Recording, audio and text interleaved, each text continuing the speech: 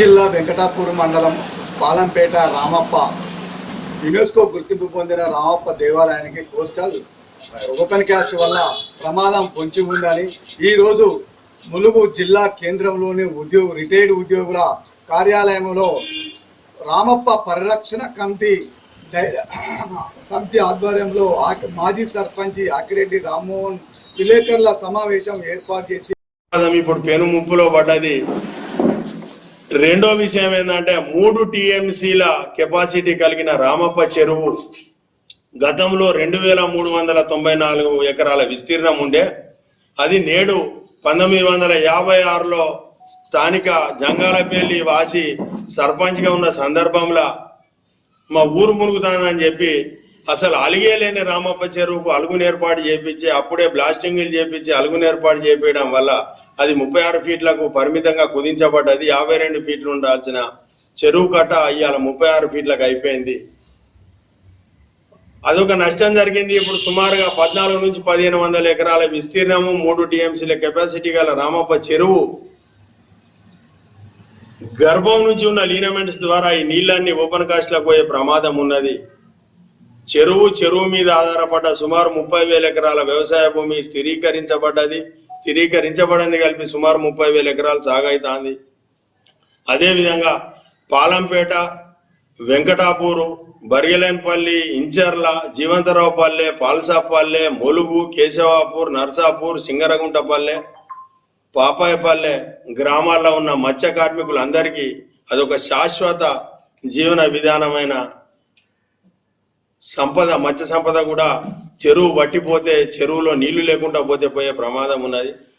మరొక ముఖ్యమైన విషయం ఏంటంటే ఈ ప్రతిపాదిత ఓపెన్ కాస్ట్ను దాని కెపాసిటీ ఏంది అని మాకు తెలిసిన సమాచారం మేరకు తెలుసుకుంటే ఏంటిది అంటే బొగ్గు 1 నుంచి 17 గ్రేడ్లు ఉంటుంది. ఇది 17వ గ్రేడ్ బొగ్గు అంటే నిజంగా కూడా నాణ్యమైన బొగ్గు కాదు. అది కూడా 14 నుంచి 18 సంవత్సరాల వరకు మాత్రమే బొగ్గునిచ్చే సామర్థ్యం ఉన్న దానికోసం 850 సంవత్సరాలుగా నిలిచి ఉండి మరొక 850 సంవత్సరాల ముందుకు తీసుకుపోవాల్సిన ఈ చరిత్రను, సంపదను తాత్కాలిక అభివృద్ధి పేరుట మనం కూల్చాలనుకోవడం మన అవివేకం అవుతుంది. ప్రభుత్వం మరొక్కసారి కేంద్ర రాష్ట్ర ప్రభుత్వాలు పునరాలోచించుకోవాలి. ఇప్పటికి కూడా గత పాలకులు అనాలోచితంగా వాటికి పర్మిషన్స్ ఇచ్చిర్రు ఓపెన్ కాస్ట్ సర్వేకు. అసలు సర్వే స్థాయిలనే అడ్డుకోవాల్సిన పని ఇది.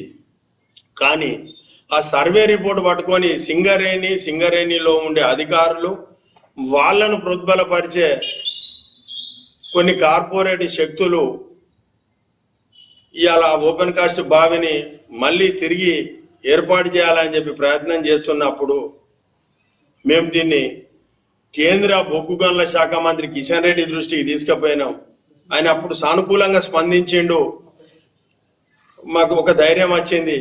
యునెస్కోకు ప్రపంచ వారసత్వ గుర్తింపు రాగానే తన వంతుగా తను ఒక 150 కోట్ల రూపాయలు కేటాయించిండు. 150 కోట్ల రూపాయల నిధులను కేటాయింపజేసి పనులను కూడా వేగవంతంగా పూర్తి చేపిస్తాడు.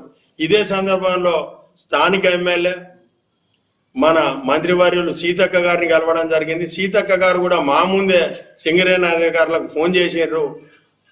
ఇది కొద్ది ఆలోచించి తీసుకోవాల్సిన చర్య అని మా ముందే సూచించడం కూడా జరిగింది. మేము ఆ సందర్భంలో వాళ్ళని అభినందించినాం, వీళ్ళు నిజంగానే సంరక్షకులుగా ఉంటారని. కానీ ఇప్పుడు మళ్ళీ మాకు సందేహాలు, సమస్యలు ఉన్నాయి. మళ్ళీ సింగరేణి అధికారులు చాప కింద నీరులాగా విస్తరిస్తూ ఉన్నారు. దొంగ రిపోర్ట్లో, దొర రిపోర్ట్లో అంత పరిజ్ఞానం మాకు లేదు. నిజంగా నా లీనమెంట్స్ ఎట్లుంటాయి, ఆ లీనమెంట్స్లో వాటర్ ఎట్లా పోతుంది, ఆ పరిస్థితి ఏంది, జరిగే నష్టం మాత్రం మేము ఊహించగలుగుతాను. కానీ అది ఏ విధంగా జరుగుతుంది అనేది ఒకసారి సింగరేణి అధికారులు, ఈ రామప్ప పరిరక్షణ కమిటీ సభ్యులతోటి, స్థానిక మీడియా మిత్రులతోటి, ప్రజలతోటి, ప్రభావిత ప్రాంతాలు రామప్ప చెరువు కింద దాదాపు 50,000 ఎకరాలు పోయే పరిస్థితి ఉన్నది, వట్టిపోయే పరిస్థితి ఉన్నది. కాబట్టి అదొక్కటే కాకుండా రామప్ప చెరువు ఇప్పుడు బ్యాలెన్సింగ్ రిజర్వాయరు రంగయ్య చెరువుకు పోతాయి, నల్లబెల్లి మండలు, నర్సంపేట డివిజన్కు, లక్నవరం పోతాయి.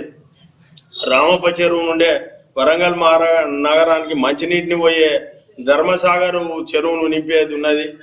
కిష్టాజిగూడెం చెరువును నింపేది ఉన్నది. రామప్ప చెరువు దేవాదుల ప్రాజెక్టుకే ఒక గుండెకాయ. ఇవాళ ఈ బొగ్గుబాయి కోసం దేవాదుల ప్రాజెక్టు నిర్వీర్యం అవుతుంది, కలల కానాచి రామప్ప దెబ్బతింటది. కింద 14 గ్రామాల ప్రజలు అన్నమో రామచంద్ర అని అలమటించాల్సిన పరిస్థితి వస్తుంది. కాబట్టి ఇప్పటికైనా సింగరేణి అధికారులు పూర్తి స్థాయిలో దీన్ని వెంటనే బంద్ చేస్తానమని పత్రికల ముఖంగా, టీవీల ముఖంగా చెప్తే తప్ప మా ఆవేదన చల్లారేటట్టు లేదు. మేము దాదాపు